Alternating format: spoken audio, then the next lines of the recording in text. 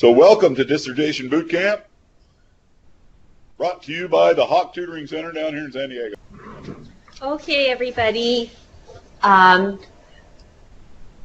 So I'm going to be talking about literature reviews and giving you some tips on how to get started.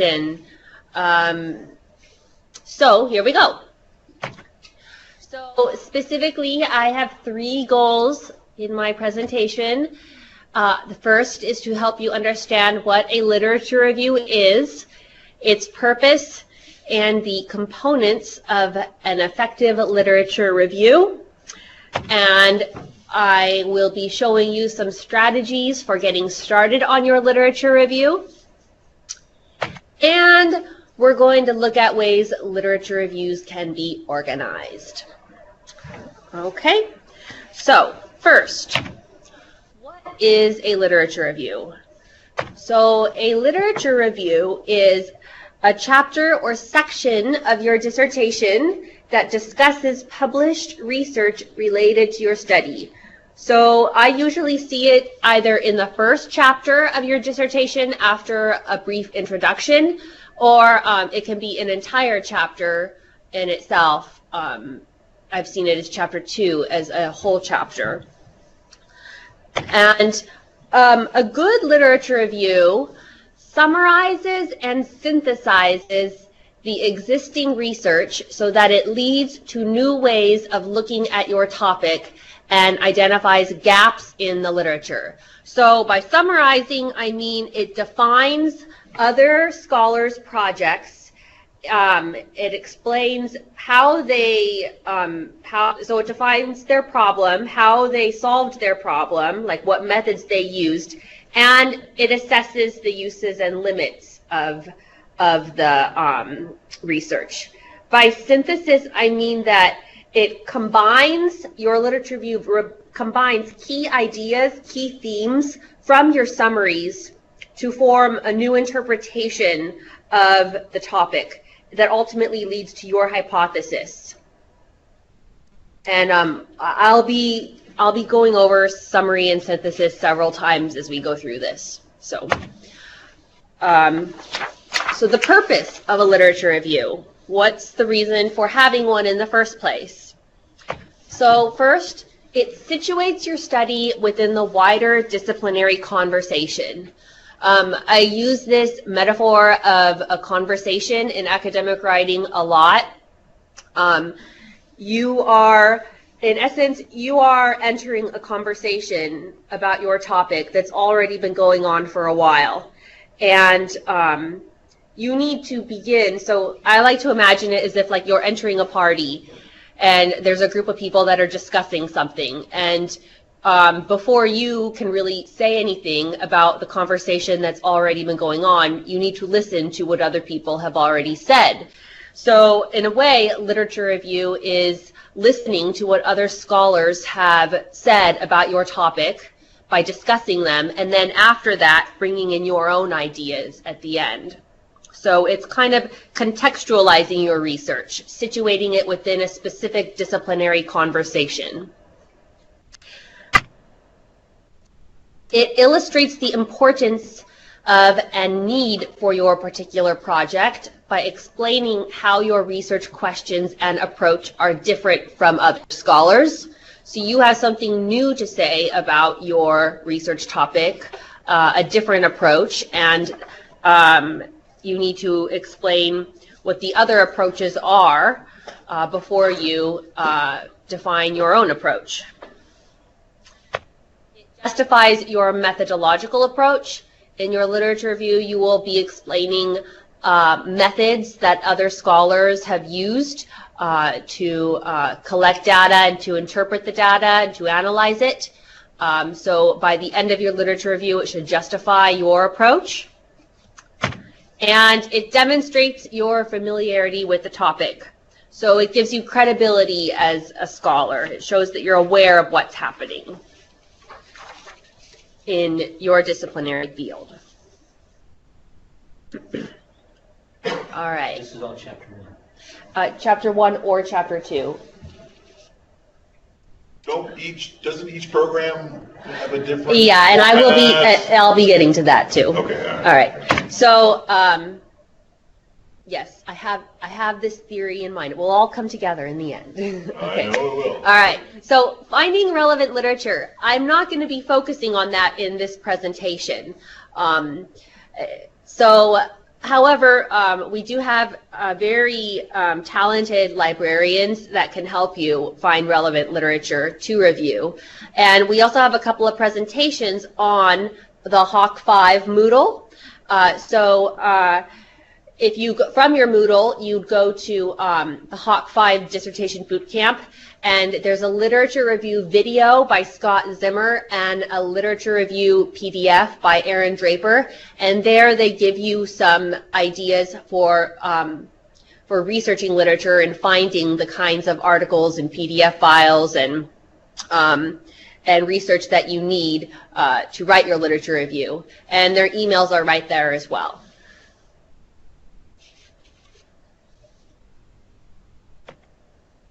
Okay.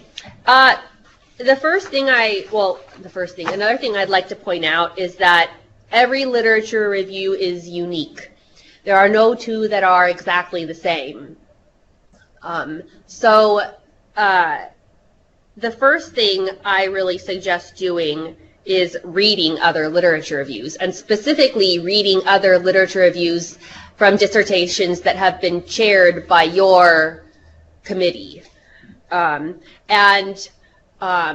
way to find those dissertations is from your My Alliant portal, go to the library website, and if you scroll down at the very bottom, there's a link called Alliant Theses and Dissertations, and then you'll come up with a screen will pop up that looks like what's presented on our screen right now, where you can type in your committee's name and press submit, and a list of dissertations should come up that have been chaired by your committee. I would highly suggest reading through those literature reviews very carefully and looking for how they're organized, looking for the kinds of headings and subheadings they have, even for the way their sentences are structured, how much detail they go into in describing other studies. Because it's highly likely that your chair will want you to organize your literature review in a similar way. All right. So there are elements that make an effective literature review. There are important things to have in your literature review that make it well written. And some of these things are I may have repeated. So it critically assesses important research trends or areas of interest relevant to your study. It identifies potential gaps in knowledge. And it establishes a need for current and future research projects. So how do you make this happen? How do you incorporate all of these elements into a nice and organized literature review? So the first thing I suggest is that before you begin writing your literature review, you write an annotated bibliography. Is anyone familiar with an annotated bibliography? No? No, I'm a math guy. What would we get up? Is somebody? Oh. Does anybody know what one is? Wait, I'll get the. Yes. Okay. Well, we have a little bit. Okay, so I'm going to explain what it is anyway. Wait, can you send us email link to LR in Moodle? To the library resource in Moodle? Yeah. Well, I think you have to access it. You have to sign into Moodle. Yeah. Okay. Okay. All right. Did you hear that? Yeah, because you all have a separate username and password to log into Moodle. I think if you go to your My Alliant portal, and then you can click on Moodle, and then you can sign in to Moodle. Oh, wait. We're talking about the library. Yeah, it says, can you send us a link of LR in Moodle? Of LR in Moodle. What's LR? Literature review? Oh. Yes. Yeah. Is there there's no Moodle. Oh, the Lincoln Hawk 5. Yeah. Are you asking, okay, are you talking? The Hawk 5. Could you send them the link? About the video, right? Yeah, about the library videos. Yeah, we got those. Honestly, if I were in your shoes and I needed to research literature, I'd email the librarian and make an appointment to see them, and that way you can get right into a conversation with them about your topic, and they'll sit down. They should be able to sit down right there and help you out. So anyway, I'm going to go on while you send them the link. Okay. So before you begin your literature review, I suggest writing an annotated bibliography. So an annotated bibliography is kind of like, you start it out like a reference page. You write out, you have an article, a PDF that you have that you think is a good source to use. First thing you want to do is write out the source in APA format. I usually type it out on a computer. And then after that, you're going to write a brief summary and evaluation of the source. Brief, I try to aim for about 200 words. So I have this one article in front of me, and I've read it thoroughly. I've highlighted it. I've taken little notes on the side. Now, before I move on to any other article, I'm going to write a brief summary and evaluation of that source on a separate piece of paper. And things that may be included in that summary are: what is the question or problem addressed? What methods are used? What are the conclusions or recommendations? What are the uses and limits of the approach that this scholar has used? And I'll include any definitions or quotes or page numbers that I might want, that might be handy when I'm actually writing my literature review. So, and I really stress doing this. Writing a literature review, I know, is probably one of the most overwhelming parts of writing your dissertation. And writing an annotated bibliography has so many benefits. First of all, it helps you organize your sources, so when you go to sit down and write your literature review, you aren't as overwhelmed. You don't have PDFs sprawled all over your kitchen floor. You have a nice stack of your annotated bibliography with your notes of every source. And also, it really helps you to analyze and think critically about the source, because you've spent quite a bit of time with one article. And also, as you write your annotated bibliography, you will start to see patterns emerge and themes emerge, connections between sources. And that is really important because it will help you figure out how to synthesize the information, how to see the connections and make those connections in your literature review, so that it will lead to a new interpretation of whatever it is that you're trying to say. So to me, it's more of like a bottom-up way of writing your literature review than a top-down. It's a way of kind of coming to see the connections first, and then go and write your literature review. And it just makes for a much smoother process. So I have a couple of examples of annotated bibliographies. So the first example is an article. So as you see, I've written it in APA format, so it's all ready, and all I have to do is like copy and paste it into my reference page when I am done writing my dissertation, and it's there and ready to go. And then afterwards, I have a summary. This study examined male counselors' reactions to videotapes of gay and HIV-infected clients, in which they measured the affective, behavioral, and cognitive dimensions of countertransference manifestations. So there's the question and the problem. They reported that counselors experienced more state anxiety with HIV-positive clients, but none of the 3 countertransference manifestation measures differed across the sexual orientation conditions as hypothesized. So there we have the results.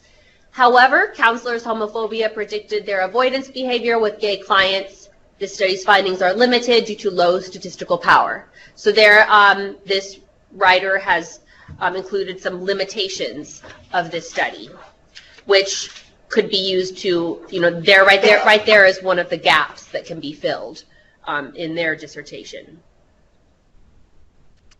So I have another example, and it's not of a study itself. It's more of an annotation of another literature review, because not all of the sources you use and write about in your annotated bibliography may be studies. They may be more theoretical, and so this one is a little more theoretical. So it says, in this article, Oakes and missing something, explaining that as a genre, narrative functions as a way to impose order on otherwise disconnected events and to create continuity between past, present, and imagined worlds.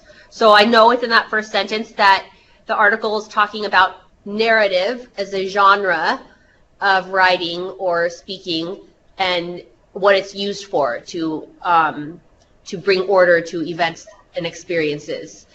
The authors shed light on the phenomenological emergence of narrative. So right there, I know what theory that article is using. They're using phenomenology, noting that as stories unfold, tellers form a reflective awareness of being in the world. We come to know ourselves as we use narrative to apprehend experiences and navigate relationships with others.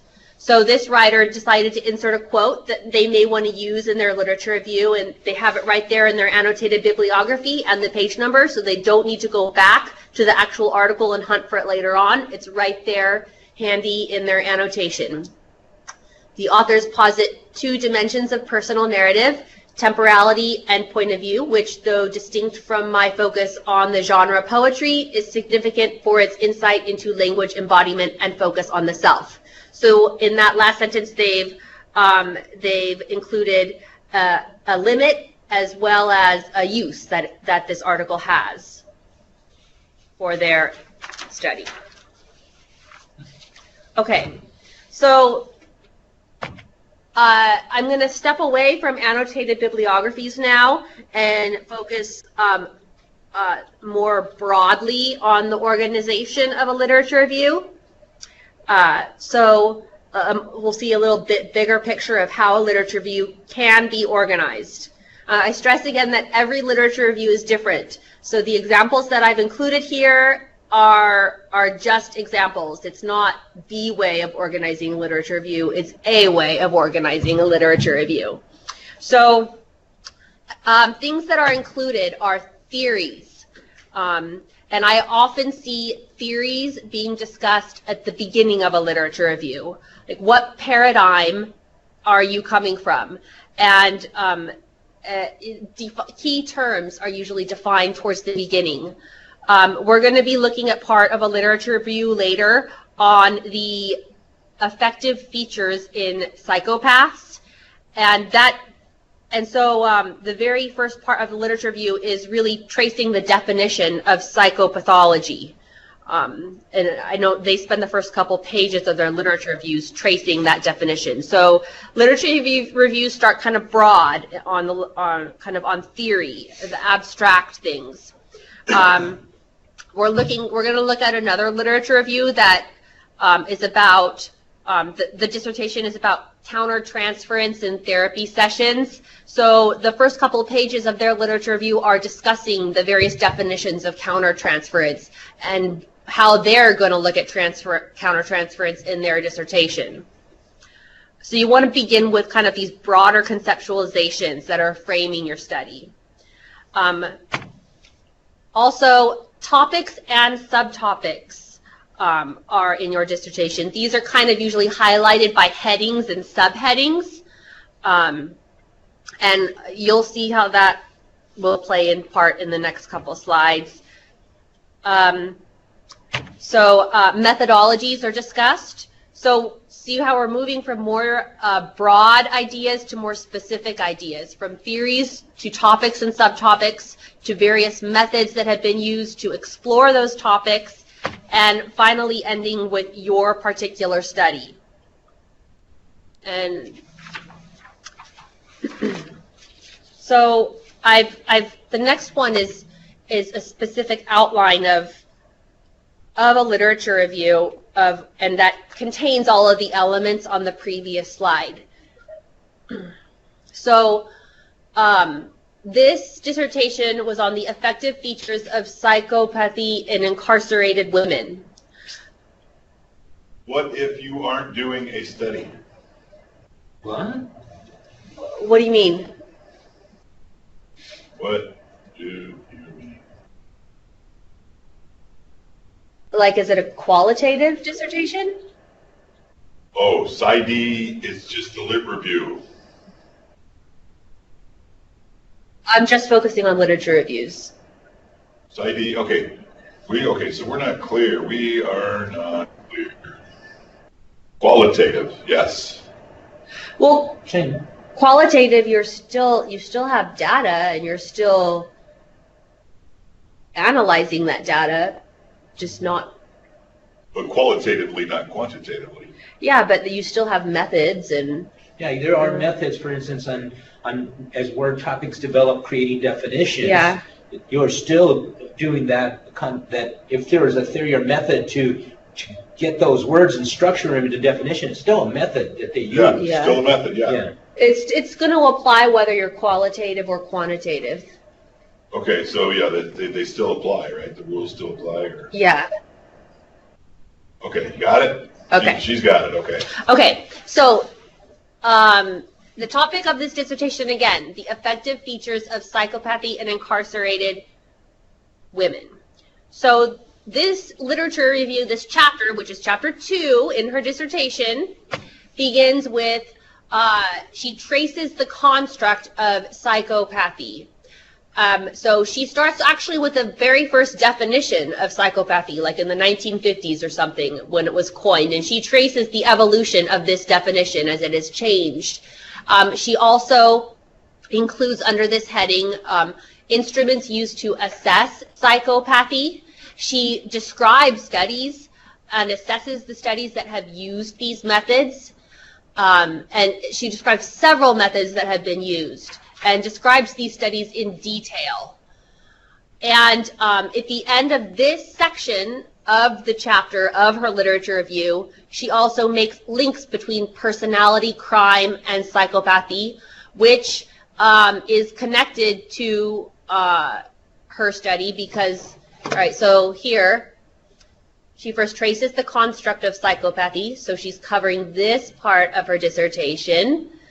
And now here, links between personality crime and psychopathy. So she needs to discuss this part, incarceration, so crime. So she discusses links between psychopathy and incarceration. After that, she discusses that studies that focus on psychopathy in women, because that's also part of her dissertation. So these studies that she's looking at all address, they focus on different aspects of what is also in her dissertation. They may not focus specifically on what, discuss studies that focus on psychopathy in women. The studies that focus on psychopathy in women may not be focusing on incarcerated women. They may be focusing on a different group of women. However, it's relevant still to her study because it's part of her overarching framework. Questions? Yeah. All right, first of all, I think what she means to say is, what's the difference between qualitative and quantitative literature reviews, and what happens if you use both of them at the same time, right? Some studies do qualitative and quantitative at the same time. Mixed methods. Yeah, mixed methods. Is there any kind of structure? Well, what I'm showing, with the examples that I'm showing, broadly apply to both. So, you know, I understand that the listeners here are coming from all different kinds of disciplines, so I'm trying to tailor it as best I can to a general audience. So basically, all of these elements will be used in any dissertation, whether it's qualitative or quantitative. More specifically, you'd have to talk to your advisor, or I can make that the topic of a different boot camp where I can focus more on qualitative in one session and more on quantitative in one, but this is kind of a really general idea of what encompasses literature reviews. Thank you. There's another question. Okay. Isn't qualitative research in psychology essentially quantitative, since we are trying to measure constructs? I think I can answer that one. Okay. The way I look at it is, can you guys hear me? The way I look at it is, got it, okay, I'm nice and loud. Quantitative is if most of your study involves numbers. So in other words, there's going to be surveys, there's going to be archival data, there's going to be numbers involved in your study, and with your numbers, you're going to try to prove something. Qualitative, to me, on the other hand, is like a giant book report. You're going to be writing what anybody else has already written about your subjects, but then you're going to use like interviews. You're going to use other kind of information that doesn't involve numbers. Like with an interview, if you start interviewing 30 people, but by the 7th or 8th person, you start getting the exact same answers, then you've discovered something, right? You've discovered a common answer. That kind of stuff is qualitative research. That's just to me. There's also on our Hawk 5 a very good video that Dr. addresses Miller, yeah. qualitative research design, and I highly suggest, if you are doing qualitative research, watching that video, because she goes into a lot of depth on a qualitative framework, because it can get quite complicated. It can, and that's Dr. Marianne Miller. She did a fantastic job. Again, that's in the Hawk 5. Okay. So I'm going to go on. Okay. Thank you. So the next major heading in this literature review from the author discusses studies that focus on psychopathy in women. So she covers this part of her dissertation. After that, she describes the affective features of psychopathy. So as you can see, her literature review is broken down to focus on a lot of different elements in her dissertation. She has an entire section just devoted to the definition of psychopathy. And she has a section that's just focused on crime and its relationship to psychopathy. Then she has a discussion that just focuses on women and their relationship to psychopathy. And then she has an entire another section that's just focused to the affective features of psychopathy. Once she's described all of these little parts, she brings it together and she ties those components together to state her problem, to make her argument, saying that, like, all of these features need to come together, all of these elements need to come together to create her idea. Okay? Another Sorry, I'm talking with my hands here. Okay, another great element in literature reviews that make it really helpful for yourself and for your reader is the first paragraph maps out the chapter.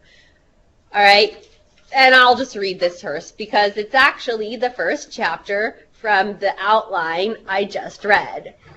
This chapter begins by reviewing the definition of psychopathy and different conceptualizations and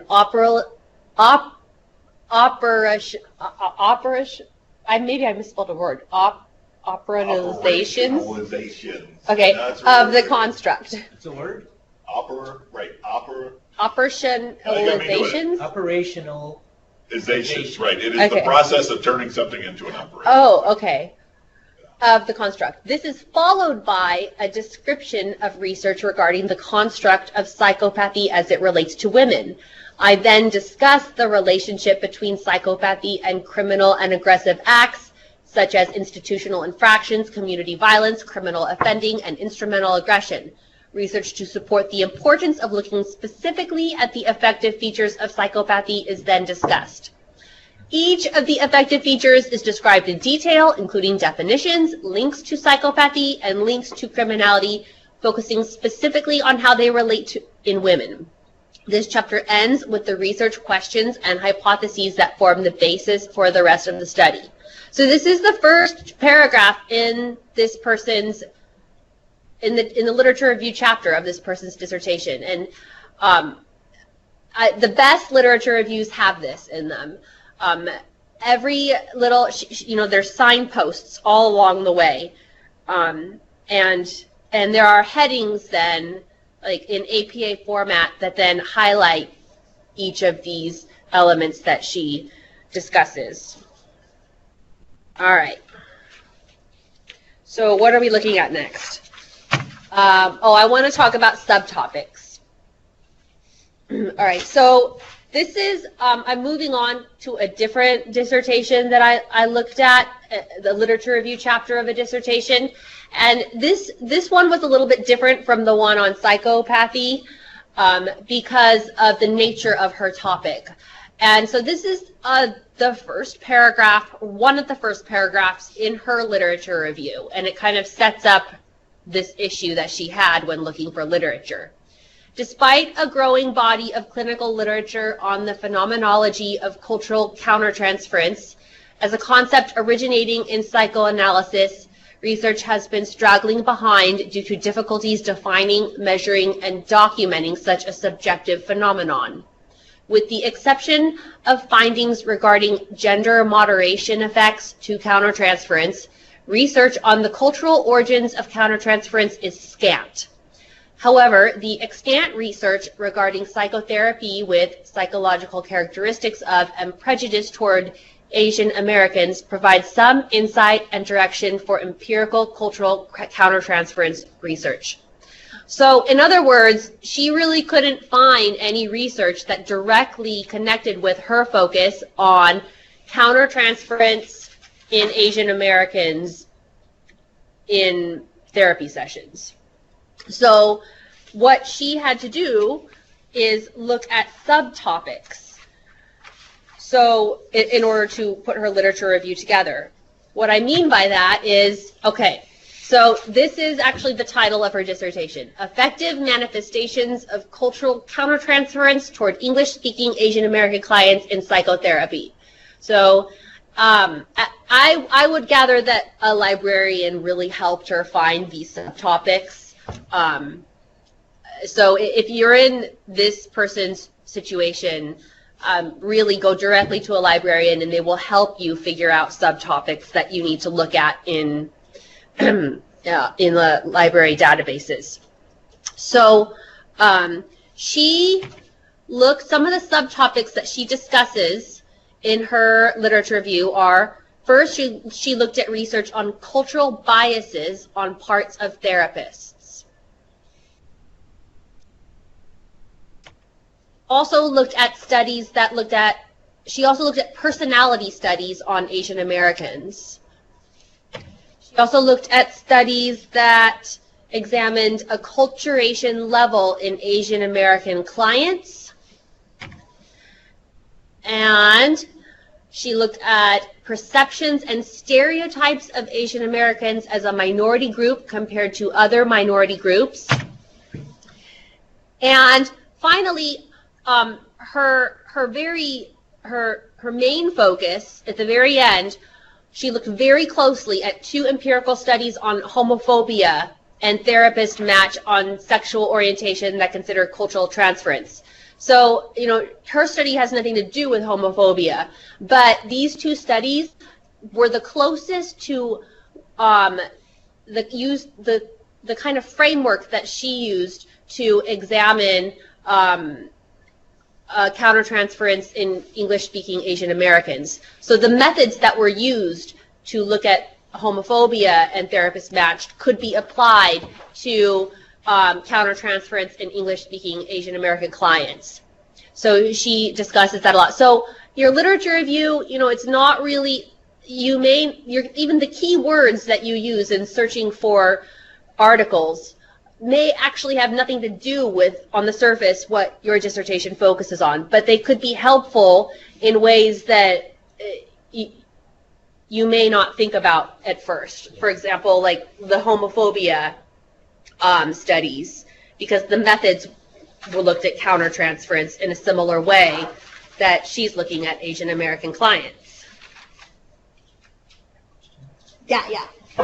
So in your explanations, you use two terms that kind of interchange or intermingle in their definitions, which is framework and construct. So is the subtopics we're creating the construction of your base theory that you're going to try to study? Okay. Or is it part of the framework? Or both? So by framework, good question. All right. So by framework, I kind of mean theory. Theories. Like what? Sub-theory. Or theories Yeah. that you're building whatever house you're going to build that. Yeah, kind of are you coming from, so usually in dissertations you have, like, are you coming from the framework of phenomenology? Are you coming from the framework of, I don't know, cultural studies? Kind of what mindset are you coming from? That's the framework. And by construct, construct can be part of a framework. Construct is more like defining key terms within that framework.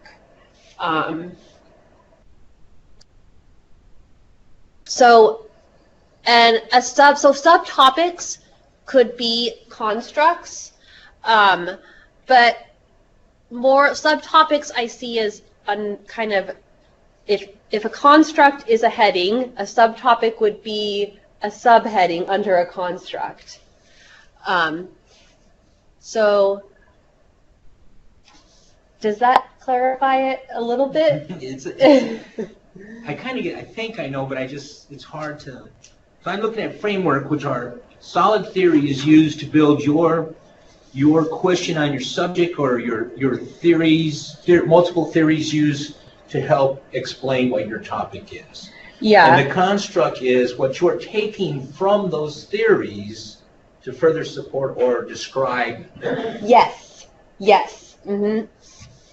I guess I have a hard time articulating specific frameworks because I know everybody here is coming from a different discipline, so there's different terminologies for different frameworks, and so that's why I'm kind of being a little bit broad when I speak in general. But like, for example, I would imagine, I'm not from a psychology discipline, but I would imagine that psychopathy, that could be a framework in itself, like a theory of psychopathy, and that would be a way of understanding what psychopathy is. Okay. Yes. Can you give us an example for business aspect? I wish I could. Sorry. No, it's okay. Thanks. Okay. All right. So the last few slides, I just have some little tips of patterns that I've seen in good literature reviews. The use of meta-analysis to group studies. So this is pretty basic. Meta-analysis basically combines results from multiple scientific studies. For example, the construct of psychopathy was originally formulated based on assessments of largely adult male Caucasian populations. Then there's one source. Since then, some researchers have questioned the applicability of this construct as it is currently operationalized to other populations, including children, adolescents, and to a much lesser extent, women. And then she lists a ton of citations, and she actually listed even more. I just cut it down for the sake of space here. So she has described studies that have looked at the same thing and listed all of those studies at the very end. And that's a common move I see in theses and dissertations, is to include multiple studies. And then would you take those analysis of those data and Yeah. reanalyze the multiple group of data? She could look more specifically at these studies later on, or she could just have that included as general knowledge. It's kind of like information for your reader. So if you're not using it to defend or define your study. you may not specifically. I see these kinds of this meta-analysis towards the beginning, when you're kind of introducing your literature review, and then she may use like this more specifically later on. Like she may go to Edens et al. 2001 and break down break down their study more specifically, or she may not. But kind of it's a way of saying like I've read all of these articles, and so I can, after reading all of these and analyzing them, I can make this generalization that this is something that is relevant in the field and many people are looking at it. It's kind of making an argument that this is something that's worth looking at. All right, and the last little bit is on connecting sources. So, like I said at the beginning, I like to use the idea of academic writing as a conversation. You're ultimately having a conversation between all of these sources, and you don't want to leave them out and mention them kind of, well, sometimes you may mention them just once, but you want to make connections between them. For example, this sentence here, Leon and Kim assert that since different levels of acculturation can have a profound impact on a client's value orientation and psychological well-being, it is important to address the role of client acculturation in psychotherapy. Reinforcing Kwan's 2002 research, their research found that, so they're citing Kwan, who they mentioned a few paragraphs earlier, and they're bringing Kwan's research back into the conversation. They're finding relationships between these different studies. And it's important to kind of make those moves in your literature review. You don't want to leave people out. I just mentioned them once. Here's another one. Consistent with the stereotype content model of this person, Ho and Jackson found that. So again, it's making a connection between, it's relating sources.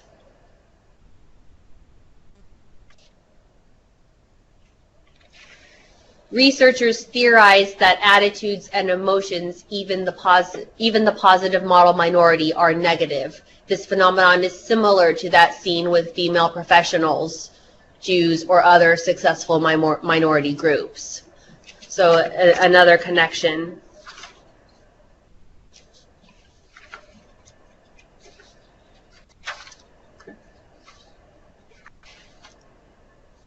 All right, and these are the two dissertations that I used in this presentation, so give them credit if you're interested.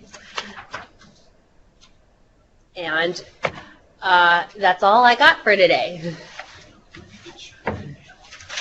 Yes, there's my name and my email. If you have any more specific questions now, or you want to email me like regarding your specific dissertation, I'm happy to help.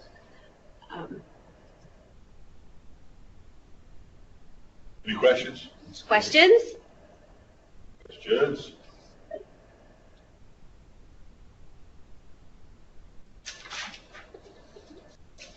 I have a clarification question. Uh-huh. So on the last subject you were covering on connections, so you're creating or you're annotating in your literature review, and I don't know where you should be done at, the connection part where one study led to future and further study that led to future further study. So it actually could have created its own framework for a particular paradigm.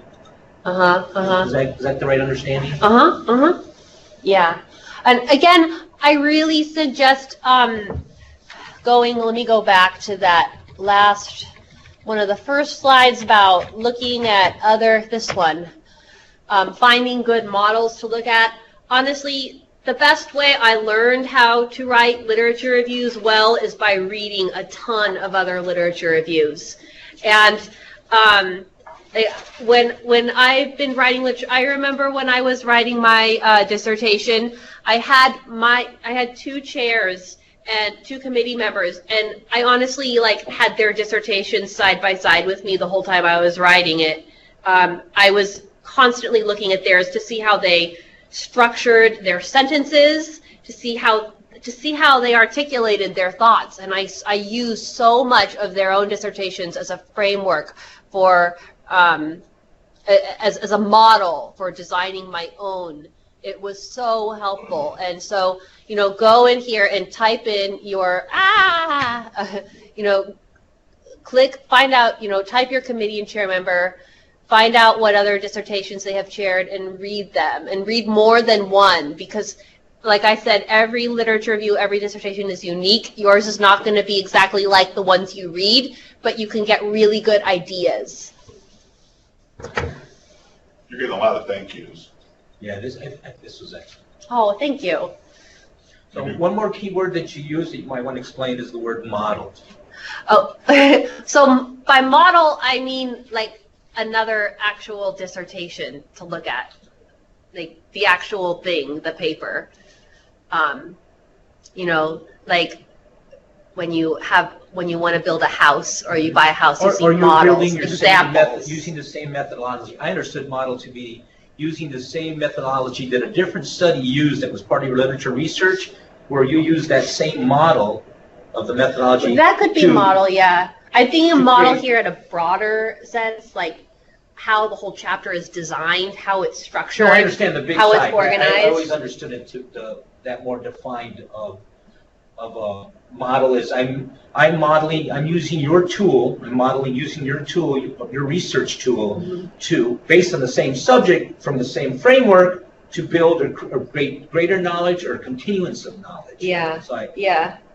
But right, statistically speaking, when we say model, that talks about the test and how you set it. Right, that's how I understood. That's why I was asking to define that term, because she used it. Different, yeah, we forgive her, she's old. No, that was good though. She's an English person. Yeah. And again, finding good models and the annotated bibliography. It's really, writing an annotated bib well takes time. It's something you want to spend days, weeks doing. The more focus the more time you devote to focusing on one article and really carefully summarizing it, the easier it's going to be. And then you could just take those chunks that you wrote from your annotated bib and insert them right into your literature review, and voila, it's you put it together like a puzzle. Okay, that's all. All right, everybody, we're going to take a 5-minute break. We're way ahead of schedule. I know some people might jump in late to this last one we're going to do, but give us about 5 minutes, and then we're going to get the last show started. So.